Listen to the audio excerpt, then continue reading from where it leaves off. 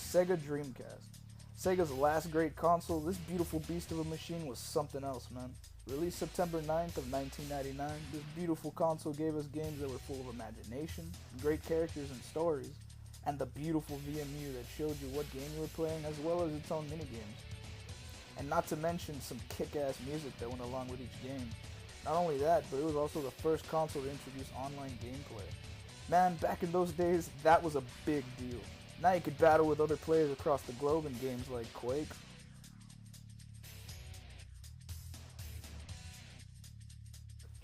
and Phantasy Star Online. You could even browse the web on this bitch. Imagine that, back in the day with your shitty dial-up connection in your computer room, piece of shit. Yes, back then we called the room with the computer and internet in it the computer room. Those were the good old days. To celebrate not only the 15th anniversary of this sexy bitch, but I'm also here to look back on the day I got this beast for my birthday. Yep, the Dreamcast came out the same day as my birthday did back in 1999. I wasn't born in 1999, you dumbasses. Just before you start commenting shit like, 1999? Are you like 15? What the fuck? I'm turning 20 today. Damn, I mean, time flies, man. And this old gal's turning 15. So to celebrate, I'm making the top 10 of my personal favorite Dreamcast games. So without further ado, ladies and gentlemen, let's begin.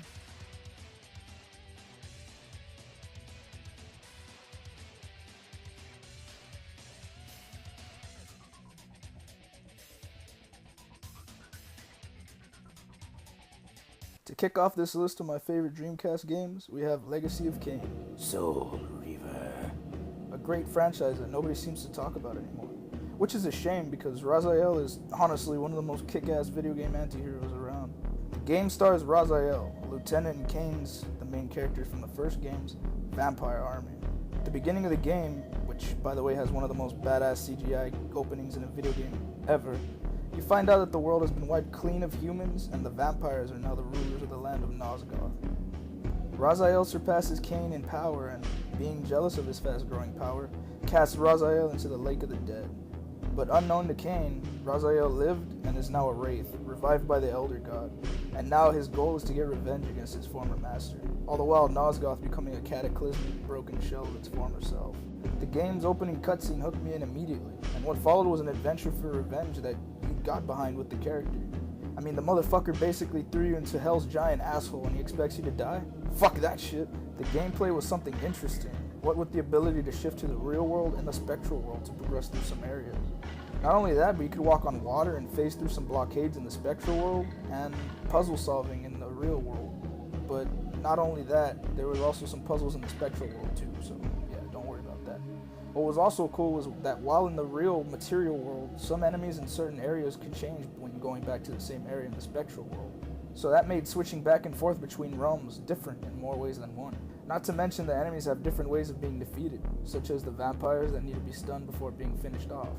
Throwing vampires into fires and spears were always fun to do. The weapons you get were also badass. Your main weapon is your claws in the beginning, but then you get spears, an electric attack,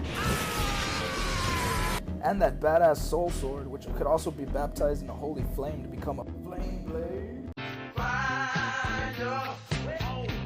The way you gain health also stuck out to me because you don't just walk up to a health station or something like that. No, you fucking open your mouth like a garbage disposal and suck the life into it. The music and voice actors did a stellar job in this also, with special praise going to Raz's voice and the Elder God.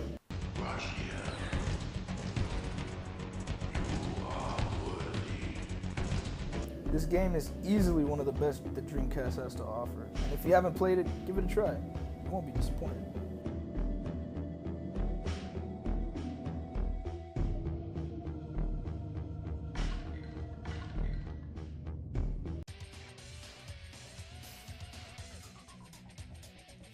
It wouldn't be a Dreamcast list without some good old-fashioned Crazy Taxi! This port of the arcade classic has the fast, chaotic nature of the arcade game, but now that it's come to the Dreamcast, you can now be a speed gamer in the comfort of your own home. The goal of the game is to see how fast you can reach the customer's destination in a set amount of time. If you take too long, that mother sucker will jump out of your taxi. What a bastard! At least pay me for the gas, you fuck! The way to earn extra points and money was to drive as recklessly as you could, and honestly, would you have it any other way? crashing into other cars on the road, doing sick-ass jumps, and making the customers shit themselves just for you to say, "You're a great driver!" Later. Basically saying, "Hey buddy, I've been doing this shit for years, so buckle up, because you're gonna be yourself over and over again before we're through." The music is one of the best aspects of the game. It captures the fast, crazy attitude perfectly, with music by The Offspring, Bad Religion, and The Hooks. The Offspring songs especially, with the fast guitars and screaming vocals, punctuated by, you know, your taxi slamming into the other fucking cars. Yo, right here. Hey, good job. The game is one of the funnest games you'll ever play, and that's really all you need. A fun, hectic game. That's just that. Fun. And I mean, come on, if The Simpsons make an exact copy of your game, you know you're doing something right.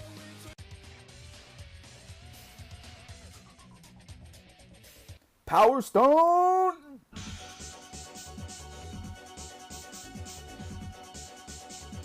Ah, hell yeah. A cartoony, colorful, but fun as hell fighter that introduced us to a new series that was strong from the get-go. The story is that many fighters from across the world seek a treasure that is above all else, the Power Stone, willing to grant the one who finds it any of his or her wildest dreams to come true. The story was kind of similar to Soul Calibur in this sense, because that's basically what Soul Calibur was, finding the sword and gaining power that pushed against anything else. Anyways, the main thing that set this fighter apart from others was its combat. The combat in Power Stone seemed like any other Capcom game. I mean, you could pick up weapons like swords, spears, guns, and other random things. But once the stones, different colored stones for each character, show their faces, you can collect them and become a superpowered badass in a short amount of time to utterly decimate the opponent. I'd always be Wang Tang. Wang Tang. Because his superpowered ability made him look like a Super Saiyan. Oh yeah, and what the fuck kind of name is Wang Tang? Sounds just as bad as Deep Throat from Metal Gear Solid 2. Just call me Deep Throat. He called himself Deep Throat at first. Do you think? I caught that part too, but the possibility of it being true is none. This game was just pure fun on all levels. Great characters, awesome level design, and unlockable characters that wasn't DLC. Damn it, Capcom.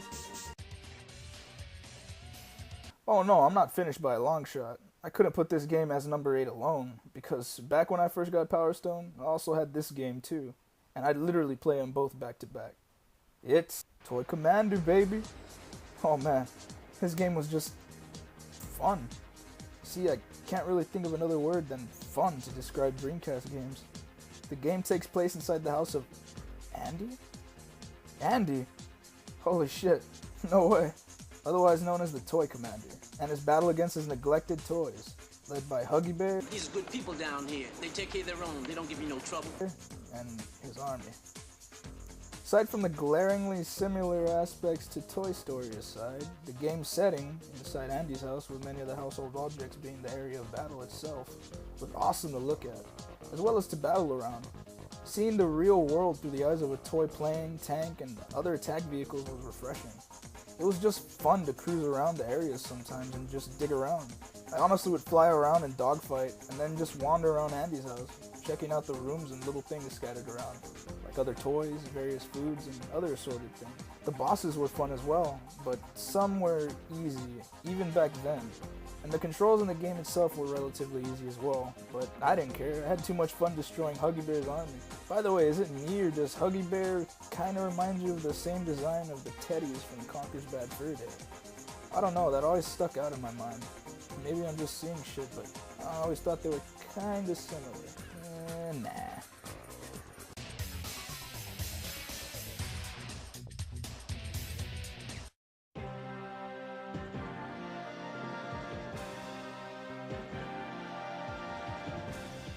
One of the best RPGs on the Dreamcast, and one of the best RPGs to ever grace a console, or at least in my opinion.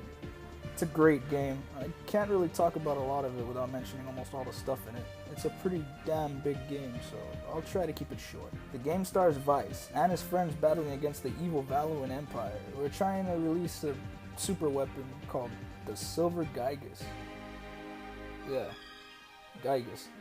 A weapon that, if released, would spell certain doom to the many civilizations in the skies of Arcadia. The gameplay has traditional RPG elements. the usual, you exploring many caves and dungeons, finding treasures and gear to trick out your party members, and meeting many characters so they could join up with your team. Oh yeah, Fucking airship battle. battling in the airship was awesome. Being able to pilot and choose when you'd attack and defend, as well as get a tactical advantage on your opponents, was satisfying as all hell.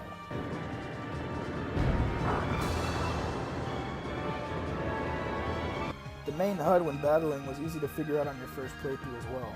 When battling, this bar on top of your character gets larger and larger each time you put your team in a defensive mode and when you attack. So when it goes high enough, you can execute strong finishing moves and use it for magic. It's basically a pool for each character to use when they want to use magic or strong attacks. The overworld was amazing to look at as well, with the many civilizations dotting the area, similar to the overworld in Wind Waker. And not only is the overworld stunning, but the dungeons and areas as well, with each song accompanying the feel for each level, like Solidus, Hydra, and Glacial. I really can't say any more about this game because otherwise I'd probably go for hours and hours ranting about it, so you just have to play it yourself. They released a GameCube port of it titled Skies of Arcadia Legends, so if you need a good RPG fix that isn't Final Fantasy, check this one out. You won't be disappointed.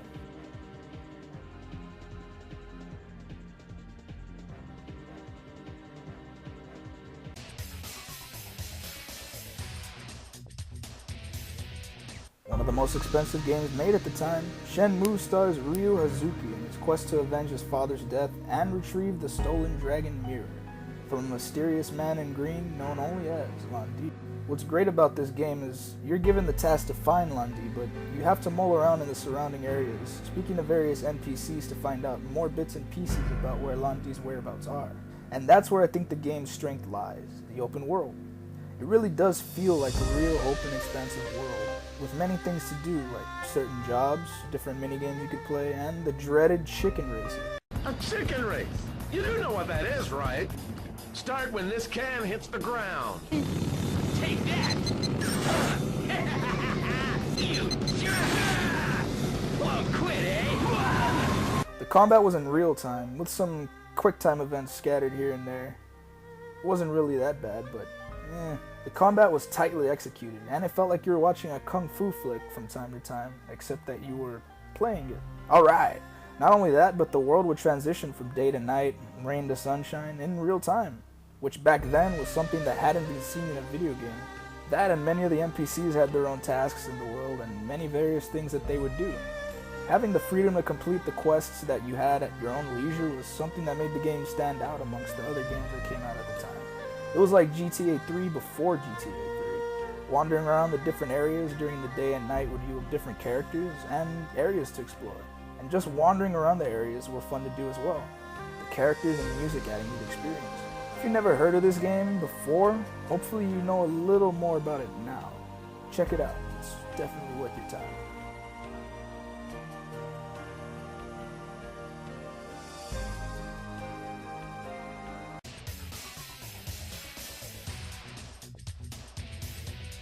When the Dreamcast came along, it brought something new to the table that made it stand out almost instantaneously from the other consoles out at the time. Internet connectivity. Piece of shit. With that new breakthrough, Sega knew to take full advantage of this new technology. And what better game to show off the console's online feature than Phantasy Star Online? When this game hit the Dreamcast, thousands of players were sucked into the seemingly endless quests, side quests, and tons of unlockable gear from the many dungeons that lay before them in the world. The game takes place aboard the spaceship Pioneer, and you land on a planet called Rigol after a huge explosion destroyed the existing forces of the first Pioneer ship that landed there and built the Central Dome, a central hub on the planet for the first Pioneer squad. Exploring the world, you explore many caves, dungeons, and locations, each with their own monsters and bosses and sub-bosses. It's pretty fun. You can choose between 9 characters, each broken up into 3 distinct playstyles. The Hunters, more of the balanced out of the 3 with solid attacks and recovery moves. The Ranger, a gun-wielding melee specializing class. And Force characters, which are basically the magic type casters in the game. You can also customize your character with different color schemes on their outfit to the face and hair. Standard stuff. But aside from the single player that the game provides, the biggest feature by far was the online mode. This was pretty impressive stuff. I mean, being able to chat in real time aboard the Pioneer with other players around the world was amazing. Not only did this waste many players' time, but finding other people, chatting with them, and making parties with each other just blew everyone's mind. Not only that, but there were different servers dedicated to other players around the world. And finding the right team was always a big plus. Working alongside other players that were fun and enjoyable to play with, as well as syncing up with friends. Damn it. Sorry, I just remembered something horrible. Anyways, joining other teams to tackle various quests and raids were fun as hell. Minus the fact that if you die, your gear drops off from your dead body and any wandering player in your team can pick it up, which really frustrated the hell out of me. And it reminded me that just because you're playing with other players to finish a mission doesn't mean that they aren't frickin' rats trying to scavenge your shit. Michael! Sorry. That bad memory came back up. Frickin' rat. Fucker. This game wasted many of my weekends for sure, with leveling up, stocking up on the best gear, and making sure that they don't get stolen, and beating awesome endgame bosses. This game was a legend in online gameplay for me. God damn it, Michael. That was my spirit garment, you piece of shit.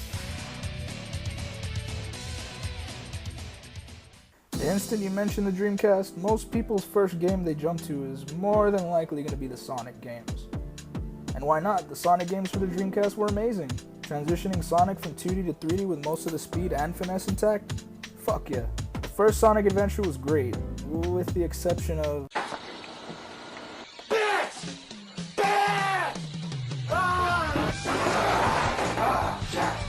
Where's my fucking glasses? Ooh. And then Sonic Adventure 2 came along, and changed up the formula for the other 3D Sonic games to come. The game follows Sonic and company, trying to stop Dr. Eggman from collecting the Chaos Emeralds and destroy his new destructive weapon built on the moon. The gameplay is similar to the first adventure game, but instead of the overworld from the first game, the game levels continue consistently until you quit, in which case then you can choose whatever level you want to play, but that's if you complete a level beforehand on your first playthrough. The levels are varied, and each of the characters have their own gameplay style, like Sonic's fast racing through his levels, Knuckles' hunt for the Chaos Emerald, and Tails' robot thing. Yeah, him and Eggman's levels are some of the weakest, mainly because of the clunky mechs in the pilot, especially on Eggman's desert levels. Some jumps are kinda shitty and spotty. Because the camera won't focus long enough or straighten out before said jump, sometimes I just hover and hope there's a platform in front of me on the other side. It's kinda stupid. No! That and the Tails and Eggman levels seem to drag on way too long. I don't know why. Anyways, the levels themselves are great, especially Sonic's and Shadow. The lush rainforest level looks awesome, and the music accompanying each level is fitting. Speaking of music, Knuckles' music and Rogue's music are by far my favorite out of the entire bunch, with Knuckles' rap-influenced songs and Rogue's smooth jazz-inspired music. My favorite tracks are from the levels Pumpkin Hill, Death Chamber, Aquatic Mine, and Rogue's awesome theme, Flying the Freedom. Aside from all this, the one other thing that I absolutely love is the Chow Garden. Oh yes, the Chow Garden. Raising one of these little doughboys was fun, and it never seemed to get in the way of the main game. Alright, well it got into... Yeah, alright, I quit playing the story for a while to raise one of these little fucking runts. It was fun and addicting, and just to make the best Chow you possibly could, tricking him out with power sticks and animals you fed him. Yeah, it was weird to give your Chow an animal and just for him to munch on it like Hannibal Lecter, meanwhile gaining its power. The game is a fun addition to the Sonic franchise, and one that I still come back to from time to time. I even had the updated GameCube version, with more Chows to raise, a shop, and many other great games. One of the best Sonic games ever, and it's not hard to see why.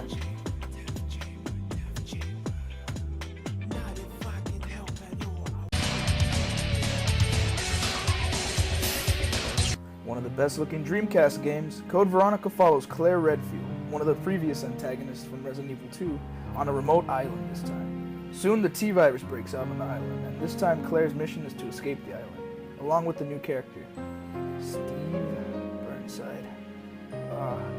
Along the way you meet the Ashford family, the owners of the island, and pretty soon after that you're tasked with uncovering the outbreak's source on the island as well as learning more about the Ashford family. Many of the new Resident Evil games after this one, such as Resident Evil 4 and the like, owe the fact that you can use a green herb instead of taking it inside your inventory when it's full. And also the ability to continue instead of starting back at the menu and loading a saved game. This game was also the first in the RE franchise to introduce the 3D rendered backgrounds that many of the other Resident Evil games have since adopted. Gone were the pre-rendered backgrounds of the old games, but not the fixed cameras. Okay. The game also has puzzles as you'd expect, but they're par for course. Not too hard, but some require some thinking, not a lot. You know how these things go. Also, later down the line you can control Claire's brother, Chris Redfield, one of the main characters from the first Resident Evil, who is also trying to save his sister. And also you can control Steve in some certain moments. Also, Steve, baby, your voice, it's just not doing it for me. Make one wrong move and I'll shoot. Relax, beautiful. I said I was sorry. My name's Steve. Shut up. One of the cool new things in the game is the ability to shoot in 2 directions while dual-wielding weapons. That's right, dual-wielding. Awesome. And the new monster designs are awesome to look at as well. The one thing I saw from this game as opposed to the other Resident Evil games before it was that the horror atmosphere was a lot more present. I mean, even the music fit the mood, with songs like Suspended Doll and Ashford's theme setting a good atmosphere in the places that they're used. The music and ambient noises work a lot better here than in the other games as well. I mean, even in the beginning when Claire is fighting her way through the beginning zombies, all the while this fog is just scattered around through the lifeless area. And the ambient noise fills the speakers. It's really great. Darkness falls across the land. The midnight hour is close at hand. Creatures crawl in search of blood to terrorize your neighborhood. Maybe it was also the enhanced graphics that made it more scarier. Or the fact that Alfred Ashford pretends to be his sister because there's a damaged psyche.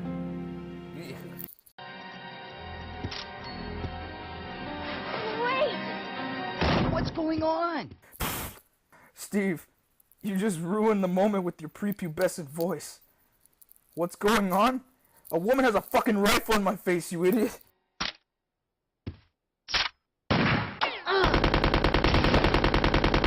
Steve! Wow, after all those bullets, only a single one strikes Alexia. I call bullshit. I mean, look at how close they are. I'll never fucking mind. Fuck you, Steve. Headshot. A great Resident Evil game. One of the scariest for sure. Great atmosphere. This is definitely one that you need for your Dreamcast. That is, if you still have it. I mean, you should.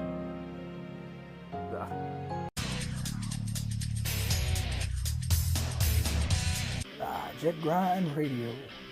Fun names. Well, let's start with the story. The story follows the GG Gang's battle against rival gangs and cops in the city of Tokyo To. The GG Gang want to rule the city, tagging and tricking their way to the top, along with friends Tab and Gum, and taking out rival gangs and dodging the police while doing so. There are 3 areas to explore: Nabuya-cho, Benten-cho, and Kogane-cho respectively, and each have gangs controlling the turf, along with the police. The gameplay has you grinding around collecting spray cans to tag over your enemy's tags, doing sick-ass moves off of ramps and high jumps, and gliding around at high speeds avoiding the cops along the way. What the game does badass is the tagging and free expressionism feel it has to it. It even lets you create your own spray tag, so you can get more into the game. Creating a spray tag was badass. It let you toy with it pretty well as well. The font, the color, and even the general layout. Battling gangs on their own turf made you feel like you were in a friendlier version of the Warriors. Except that the cops can and will shoot you at any opportunity. Bastards. Not only does it get the feeling of you and your gang's free expression, but the music perfectly captures the feeling of the game's atmosphere.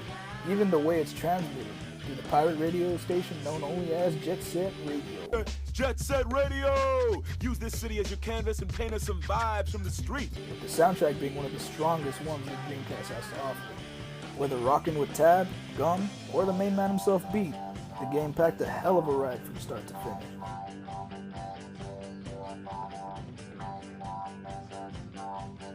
So before we get to number 1, let's recap. Number 10, Legacy of Kain, Soul Reaver.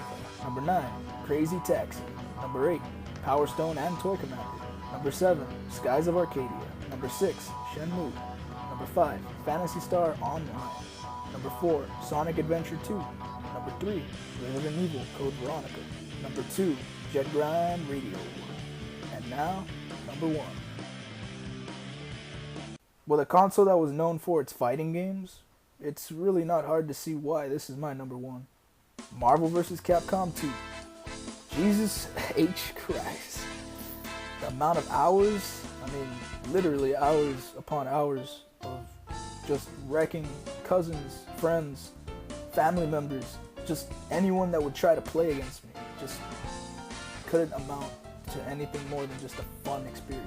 With characters from the Marvel Universe like Spider-Man, the Hulk, Captain America, to Capcom's characters like Zangief, Ryu, even Resident Evil characters. I mean, what else cannot be said about this game? I mean, literally, it's like one of the best and top-rated fighting games ever. I don't know what else to say. It's just a really, really well put together fighting game. The music, the characters, the level designs, I really could go on. So let's start with the characters. I mean, it's a vast roster of just some of the most well-known Marvel and Capcom characters. Wolverine, Cable, Gambit. You got most of the X-Men basically. I mean, you got Resident Evil from Capcom's side, Mega Man, even the Darkstalkers series.